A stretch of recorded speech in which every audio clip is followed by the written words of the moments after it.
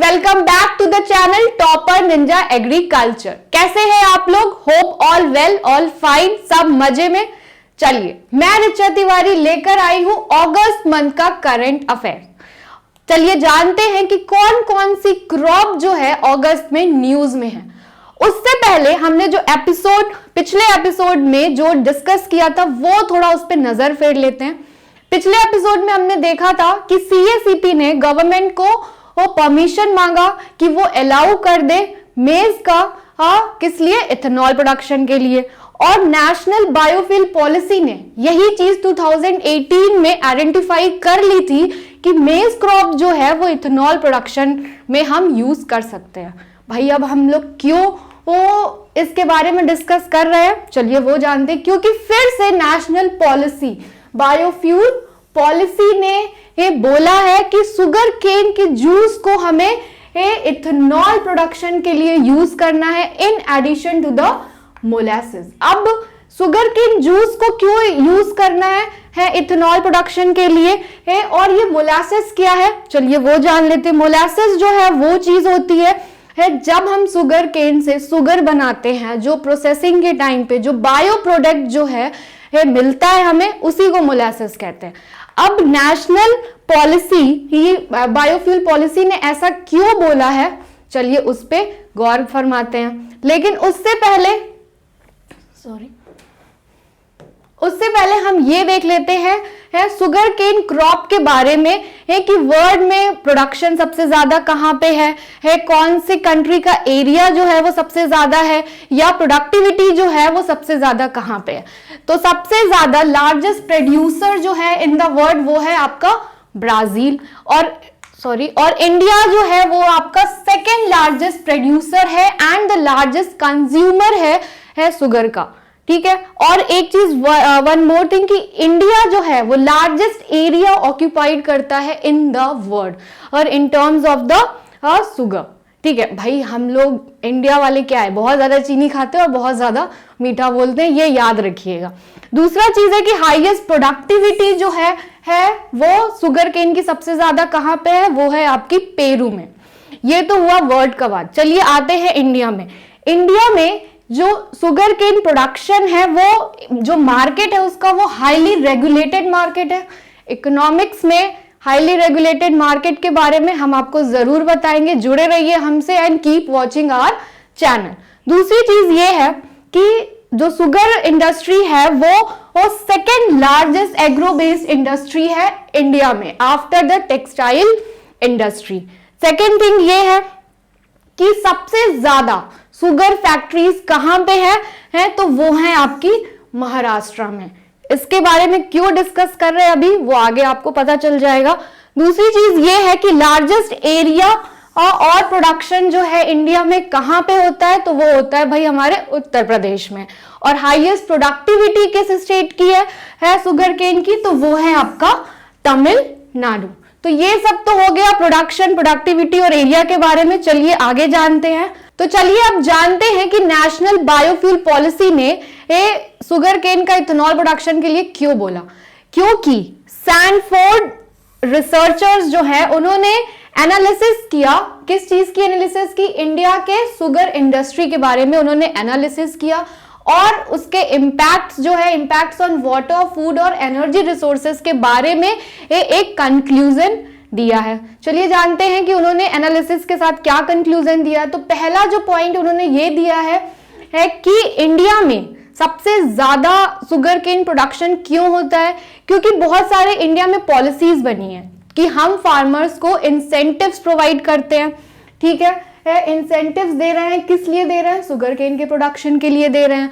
और दूसरा जो है हम एक मिनिमम सपोर्ट प्राइस जो कि फेयर एंड रिम्यूनरेटिव प्राइसेस जो है वो रिकमेंड करता है। मिनिमम सपोर्ट प्राइस किसके लिए? शुगर केन के लिए। और दूसरी चीज है कि guaranteed sales of sugar cane production है, मतलब कि फार्मर्स को पता है कि अगर वो शुगर केन ग्रो करेंगे तो गवर्नमेंट जो है वो उसको पक्का खरीदेगी। ठीक है, गारंटीड सेल ऑफ प्रोडक्शन है। और दूसरा चीज है कि पब्लिक डिस्ट्रीब्यूशन सिस्टम। इंडिया में आपको पता है कि चावल, गेहूं, चीनी और केरोसिन ऑयल जो है वो पब्लिक डिस्ट्रीब्यूशन सिस्टम के थ्रू वो सारे पुअर पीपल्स को मिलते हैं। ठीक है, अब पब्लिक डिस्ट्रीब्यूशन सिस्टम क्या है और वो कैसे रोल उसका प्ले करता है, वो आप जुड़े रहिए हमारे साथ। तो इकोनॉमिक सेक्शन में आपको ये भी हम बताएंगे।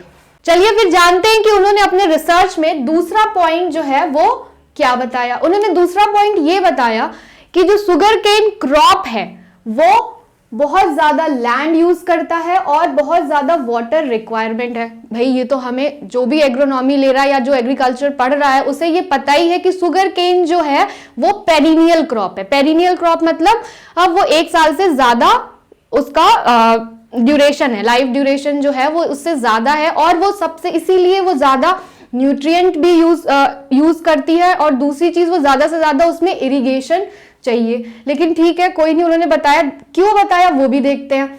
अब ये वाटर भी ज्यादा ले रहा है और लैंड भी ज्यादा ले रहा है, लेकिन हमें पता है कि शुगर केन प्रोडक्शन से एंड प्रोडक्ट हमें क्या मिल रहा है, वो हो रहा है, हमें शुगर मिल रहा है। ठीक है, और शुगर हमें पता है किस चीज के लिए होता है, कैलोरिक रिक्वायरमेंट के लिए होता है, मतलब कैलोरीज रिक्वायरमेंट तो हमारी फुलफिल हो रही है, लेकिन हमारे माइक्रो न्यूट्रिएंट्स जो है ना वो हमें नहीं मिल रहा है। मतलब उसके लिए हमें दूसरी क्रॉप ग्रो करना पड़ेगा या फिर उसके लिए जो इरिगेशन दूसरी क्रॉप ग्रो करने के लिए वो कैसे होगा।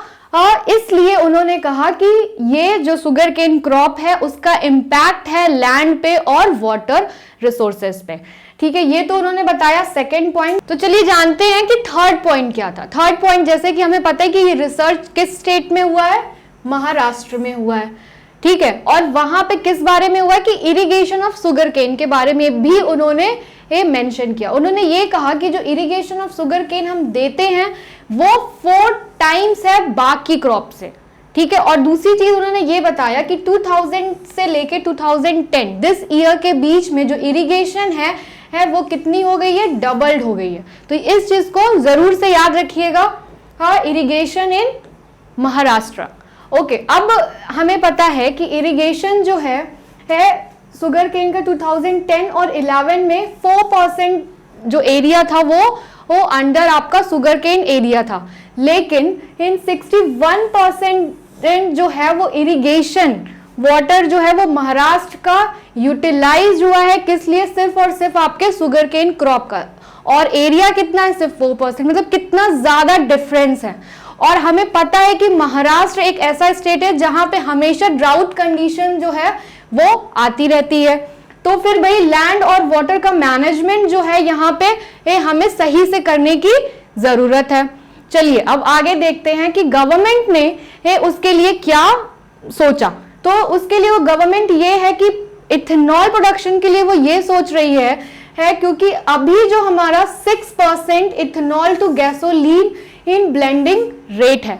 मतलब प्रेजेंट टाइम में हम इथेनॉल से जो गैसोलीन बनाते हैं उसका रेट कितना है, ब्लेंडिंग रेट 6%। लेकिन 2030 तक गवर्नमेंट चाहती है कि वो इंक्रीज होके कितना हो जाए, 20%। इसीलिए उसे मेज क्रॉप जो है उसको भी वो इथेनॉल प्रोडक्शन में यूज कर रही है, शुगर केन क्रॉप है उसको भी वो इथेनॉल प्रोडक्शन में यूज करना चाह रही है। लेकिन नेशनल बायोफ्यूल पॉलिसी ने ये क्यों बोला कि शुगर केन का जो जूस है उसे हम डायरेक्टली यूज करें और मोलासेस पे हमें कम फोकस करना है। चलिए उसके बारे में सोचते हैं, वो भी एक पॉइंट है। अब हमें पता है कि जो शुगर केन क्रॉप है वो लैंड भी सबसे ज्यादा ले रही है क्योंकि उसका क्रॉप ड्यूरेशन ज्यादा है। मतलब अगर एक टाइम की बात करें 1 ईयर की, तो वो 1 साल तो शुगर केन क्रॉप जो है वो फील्ड में रहेगी ही रहेगी। दूसरी चीज है उसका वाटर रिक्वायरमेंट ज्यादा है। ठीक है, और तीसरी बात यह है कि अगर मोलासेस से हम इथेनॉल प्रोडक्शन कर रहे हैं तो हमारा शुगर जो होगा वो भी प्रोडक्शन तो बढ़ जाएगा ना। इसीलिए क्यों नहीं हम मोलासेस को ना यूज करके हम डायरेक्टली शुगर केन के जूस को यूज करें, तो उससे क्या होगा कि हमारा शुगर प्रोडक्शन जो है जितना हमें चाहिए वो उतना ही रहेगा और हम जो शुगर केन का जूस है वो डायरेक्टली इथेनॉल में कन्वर्ट कर सकते हैं। तो इसीलिए उन्होंने बोला कि द एनर्जी इंडस्ट्री ही continues to use the molasses as the bio ethanol feedstock. अगर वो यूज करेगी ही तो वो additional water and land resources उसे जो है वो यूज करना पड़ेगा और ज्यादा से ज्यादा प्रोडक्शन ऑफ शुगर होगा। इसलिए ये तो थी आपकी शुगर केन क्रॉप के बारे में जानकारी। ये दूसरी चीज है जनरल, क्योंकि जो भी मैंने आपको पहले भी बताया कि जो भी क्रॉप न्यूज में है उसके बारे में हमें कुछ ना कुछ डिस्क्रिप्शन जो है वो याद रखना चाहिए। जैसे कि शुगर केन क्रॉप जो है उसका साइंटिफिक नेम है सैकरम स्पीसीज। यहाँ पे मैंने स्पीसीज इसलिए यूज किया है क्योंकि सिर्फ सैकरम ऑफिसिनेरम या फिर बाकी जो है वैरायटी स्पीसीज वो नहीं यूज होती है, और भी वैरायटीज यूज होती है, इसलिए वहां पे स्पीसीज मेंशन है। दूसरी चीज इसकी जो फैमिली है सेम ग्रामिनी कहिए या पोएसी है ओरिजिन जो है इसका है न्यू गिनिया। ठीक है, दूसरा है इनफ्लोरेसेंस, जो इसका फ्लावर है, inflorescence mean the cluster of flowers, वो है आपका एरो या फिर स्पाइक जेट आप कह सकते हैं। तीसरी चीज इंडिया में 3 कल्टीवेटेड स्पीसीज है। पहली जो है वो आपकी सैकरम ऑफिसिनेरम जिसे हम नोबेल केन कहते हैं और उसका क्रोमोसोम नंबर जो है वो है 2n=80। ठीक है, ये चीज याद रखने की जरूरत है। दूसरा है आपका सैकरम बारबरी जिसे हम इंडियन केन कहते हैं और उसका क्रोमोसोम नंबर जो है वो है 82 to 114। तीसरी जो है वो है आपकी साइनेंस, सैकरम साइनेंस जिसे हम चाइनीज केन बोलते हैं और उसका जो क्रोमोसोम नंबर है वो है 180। ठीक है, और वाइल्ड स्पीसीज भी हैं 2, जैसे कि आपका स्पॉन्टेनियम और रोबस्टम। सैकरम, स्पॉन्टेनियम और रोबस्टम ये यूजुअली हम किसी भी जीन ट्रांसफर के लिए या फिर कोई नई वैरायटी बनाने के लिए हम इन वैरायटीज का स्पीसीज का यूज करते हैं। तो ये रही आपकी शुगर केन क्रॉप। अब जानते हैं कि दूसरी कौन सी क्रॉप है जो कि न्यूज में है।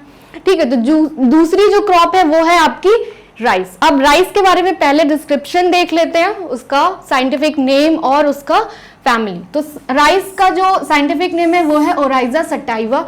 इसकी फैमिली जो है सेम ग्रामिनी या पोएसी। ओरिजिन जो है साउथ ईस्ट एशिया। ये जरूर याद रखिएगा क्योंकि ये बहुत ही कॉमन क्वेश्चन है, हर कॉम्पिटिटिव एग्जाम्स में ये पूछता है। इनफ्लोरेसेंस की बात करें तो इसका इनफ्लोरेसेंस है पैनिकल। ओके, और क्रोमोसोम नंबर जो है वो है 2n=24। चलिए, राइस का डिस्क्रिप्शन तो हमने देख लिया। इसका मतलब जो है राइस आपकी न्यूज में है। राइस क्यों है न्यूज में वो चलिए देखते हैं। वो न्यूज में है पोकली राइस के कारण।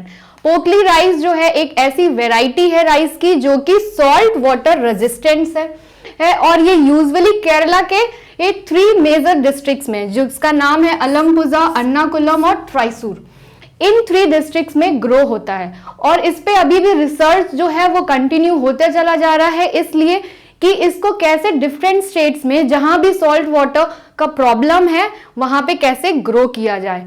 ठीक है, और मेन जो है जो अभी रिसेंटली क्या हुआ है, केरला को जीआई टैग मिल गया है पोकली राइस के लिए। मतलब अब सिर्फ और सिर्फ केरला वाले ही उसको ग्रो कर सकते हैं।